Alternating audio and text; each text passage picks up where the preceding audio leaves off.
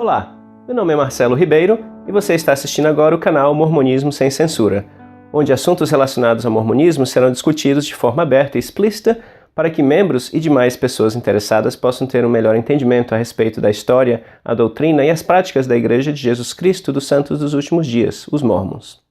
No episódio de hoje estaremos lendo a posição oficial da Igreja a respeito das pesquisas de DNA e o que elas têm demonstrado a respeito da origem dos índios americanos. Durante quase 180 anos, a Igreja tem ensinado que os Lamanitas, povos remanescentes do Livro de Mórmon, eram os principais antepassados dos índios americanos, e que as Américas haviam sido separadas dos demais continentes e resguardadas de qualquer colonização até a chegada dos povos do Livro de Mórmon, os quais eram israelitas. No começo dos anos 2000, tudo isso mudou. Novas pesquisas de DNA confirmaram o entendimento que arqueólogos e antropólogos tinham há mais de um século, e confirmaram que 99,6% dos índios americanos são descendentes, na verdade, de povos asiáticos. Esses imigrantes chegaram às Américas através de uma estreita passagem de terra entre a Sibéria e o Alasca, mais de 10 mil anos atrás, durante a última era glacial. As pesquisas de DNA não encontraram nenhum traço de DNA israelita entre os povos nativos americanos. Por causa dessa nova evidência, em 2006, a Igreja modificou a introdução do Livro de Mórmon, para não mais dizer que os Lamanitas são os principais antepassados dos índios americanos. Hoje, a introdução do Livro de Mórmon diz que eles estão entre os antepassados dos índios americanos.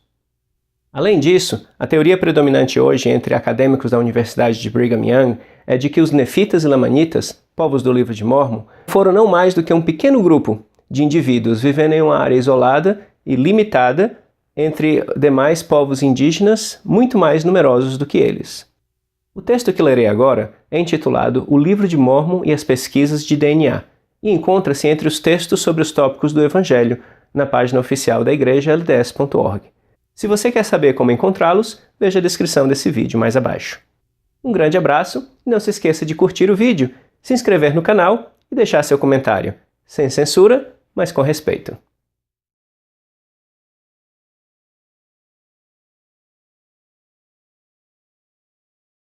A Igreja de Jesus Cristo dos Santos dos Últimos Dias afirma que o Livro de Mórmon é um volume de escrituras sagradas comparável à Bíblia.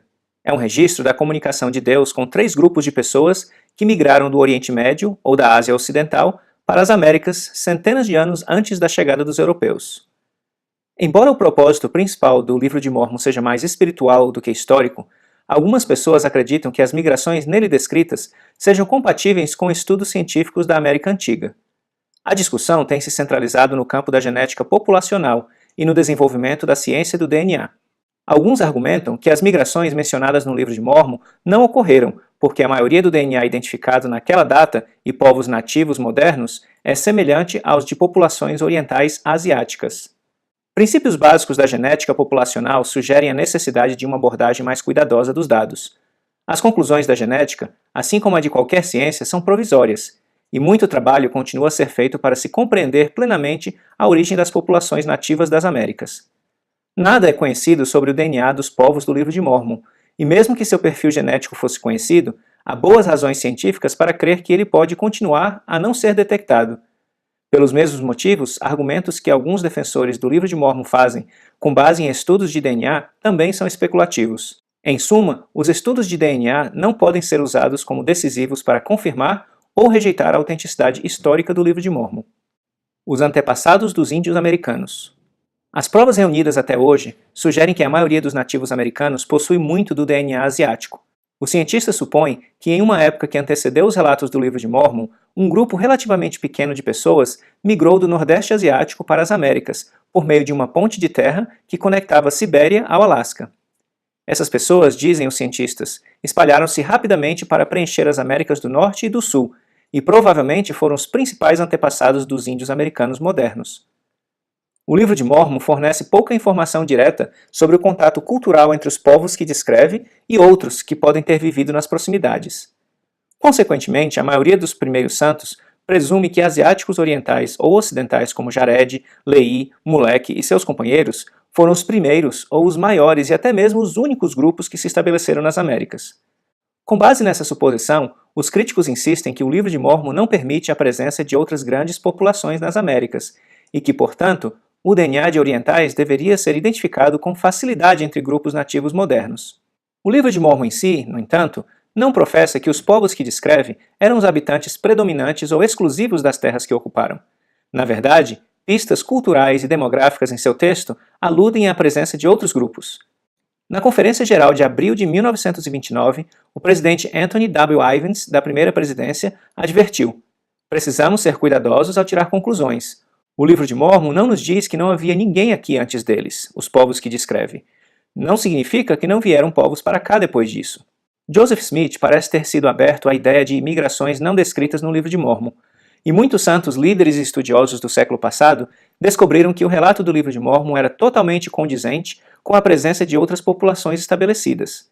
A atualização de 2006 da introdução do Livro de Mórmon reflete esse entendimento, declarando que os povos do Livro de Mórmon estavam entre os antepassados dos índios americanos.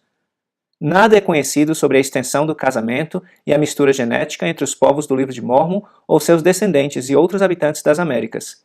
Embora algumas misturas parecem evidentes, mesmo durante o período coberto pelo texto do livro, o que parece claro é que o DNA dos povos do Livro de Mórmon provavelmente representavam apenas uma fração de todo o DNA da América Antiga. Encontrar e claramente identificar seu DNA, hoje, pode ser pedir mais do que a ciência da genética é capaz de oferecer. Entender a evidência genética. Uma breve revisão dos princípios básicos da genética ajudarão a explicar como os cientistas usam o DNA para estudar populações antigas. Também irá destacar a dificuldade de se tirar conclusões sobre o Livro de Mórmon com o estudo da genética. DNA, o conjunto de instruções para a edificação e manutenção da vida. Encontra-se no núcleo de quase todas as células humanas. Ele é organizado em 46 unidades, chamadas cromossomos, 23 recebidas de cada um dos pais. Esses cromossomos contêm cerca de 3,2 bilhões de instruções. Quaisquer duas pessoas compartilham aproximadamente 99,9% da sua disposição genética, mas milhares de pequenas diferenças são responsáveis por uma enorme variação entre as pessoas. As variações genéticas são iniciadas por meio do que os geneticistas chamam mutação aleatória. As mutações são erros que ocorrem quando o DNA é copiado durante a formação de células reprodutivas. Essas mutações acumulam-se ao longo do tempo, enquanto são passadas de geração em geração, resultando em perfis genéticos únicos.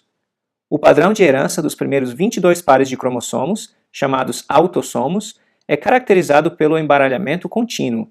Metade do DNA, tanto do pai como da mãe, se recombinam para formar o DNA de seus filhos.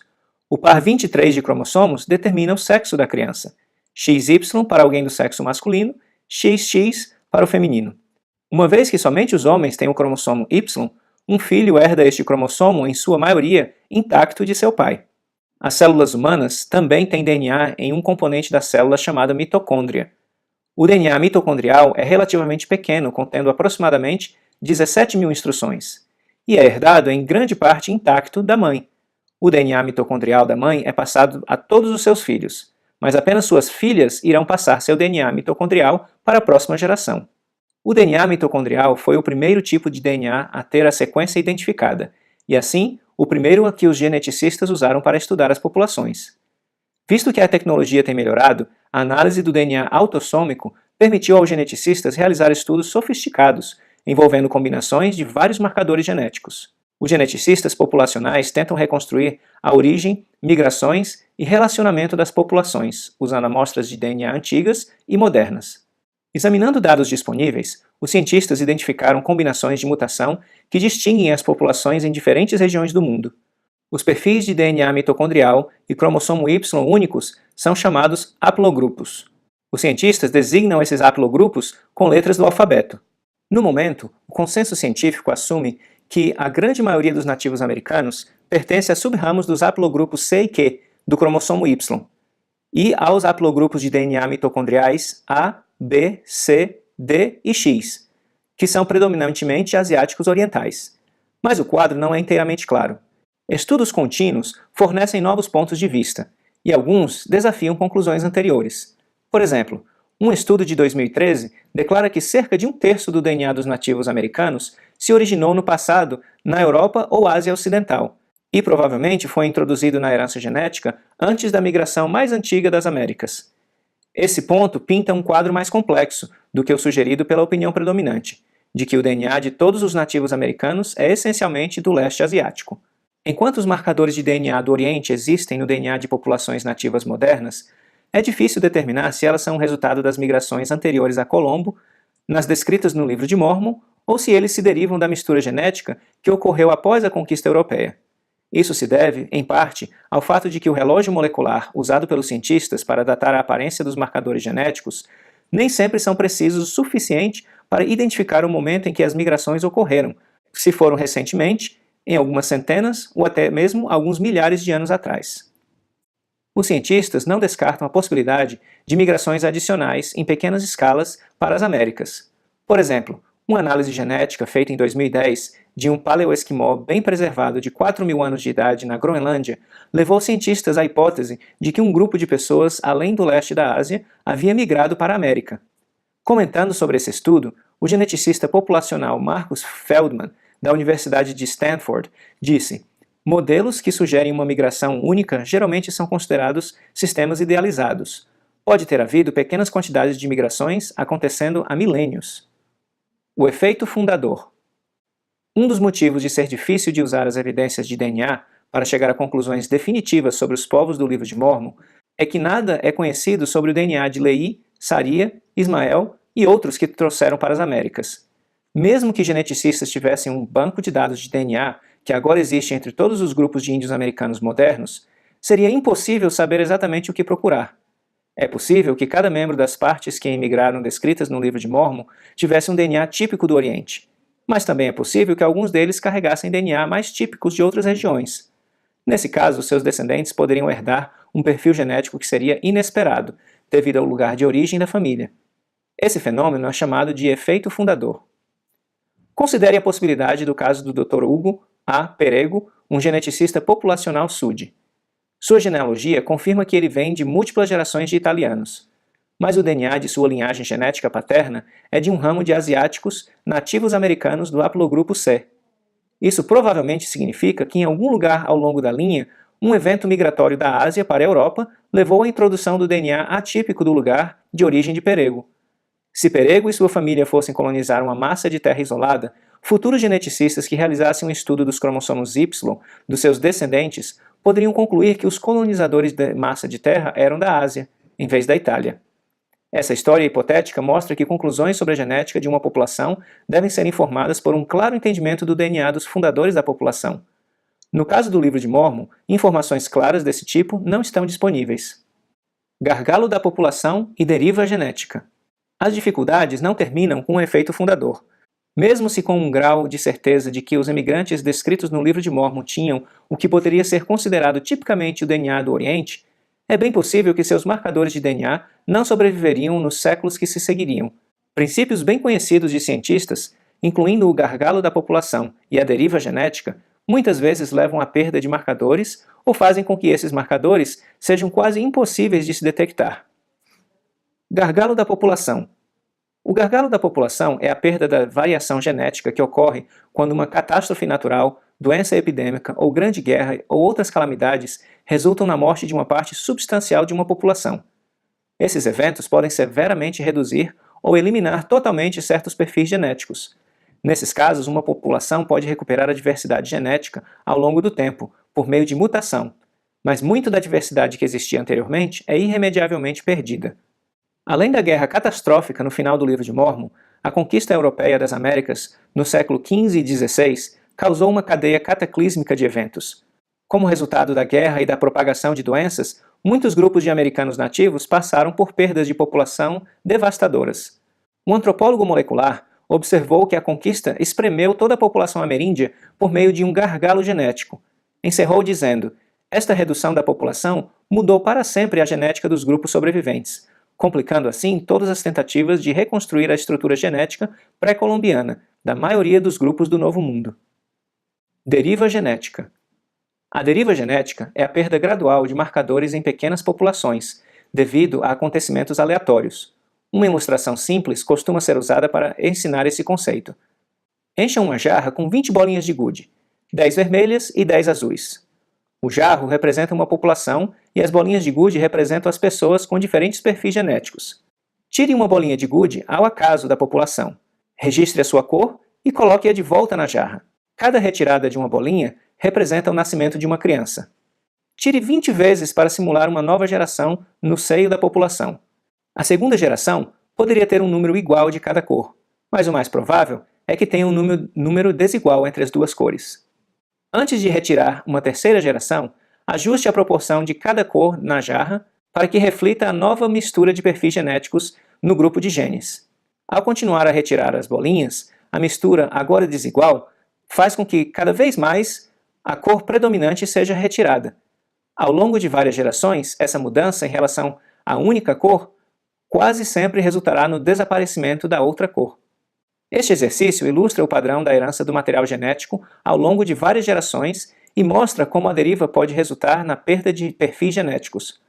O efeito da deriva é principalmente percebido em populações pequenas, isoladas, ou em casos em que um grupo pequeno que carrega um perfil genético distinto se mistura com uma população muito maior, de uma linhagem diferente. Um estudo realizado na Islândia, combinando dados genealógicos e genéticos, demonstra que a maioria das pessoas que viviam naquele país hoje herdaram DNA mitocondrial apenas de uma pequena porcentagem das pessoas que viveram lá há apenas 300 anos.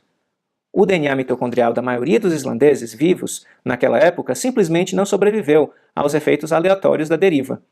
É concebível que grande parte dos povos do DNA do Livro de Mórmon não tenha sobrevivido pelo mesmo motivo.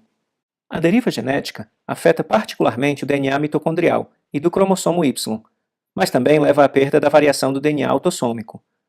Quando uma pequena população mistura-se com uma grande, combinações de marcadores autossômicos típicos do grupo menor rapidamente se tornam sobrecarregados ou sufocados por aqueles do maior. Os marcadores do grupo menor logo tornam-se raros na população combinada e podem ser extintos devido aos efeitos da deriva genética e gargalos, conforme descritos acima. Além disso, o embaralhamento e recombinação do DNA autossômico, de geração em geração, produz novas combinações de marcadores em que o sinal genético predominante provém da maior população original. Isso pode fazer com que as combinações de marcadores características do grupo menor sejam diluídas e que não possam ser identificadas com segurança. Os autores de um jornal de 2008, da American Journal of Physical Anthropology, Jornal Americano de Antropologia Física, resumiu o impacto dessas forças sucintamente.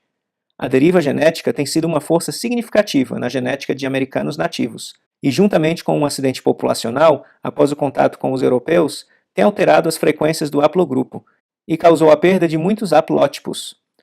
Os perfis genéticos podem ser inteiramente perdidos e as combinações que tenham existido podem tornar-se tão diluídas que sejam difíceis de detectar. Assim, partes de uma população, de fato, podem estar relacionados genealogicamente a uma pessoa ou grupo, mas não possuir o DNA, que possa ser identificado como pertencentes a esses antepassados. Em outras palavras, os nativos americanos, cujos antepassados incluem os povos do Livro de Mórmon, podem não ter seu relacionamento confirmado pelo uso do DNA. Conclusão: por mais que críticos e defensores do Livro de Mórmon desejem usar estudos de DNA para apoiar seu ponto de vista, a prova é simplesmente inconclusiva. Nada é conhecido sobre o DNA dos povos do Livro de Mórmon. Mesmo que essas informações fossem conhecidas, processos como o gargalo de população e a deriva genética tornam improvável que o DNA deles possa ser detectado hoje.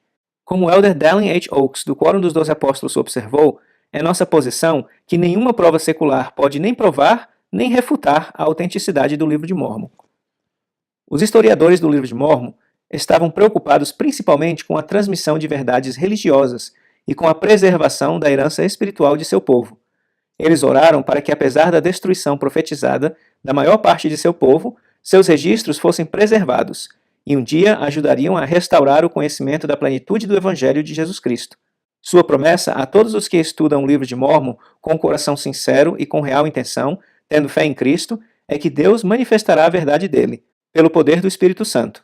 Para inúmeras pessoas que aceitaram este teste de autenticidade do livro, o Livro de Mórmon é um volume de escrituras sagradas, com o poder de aproximá-las de Jesus Cristo.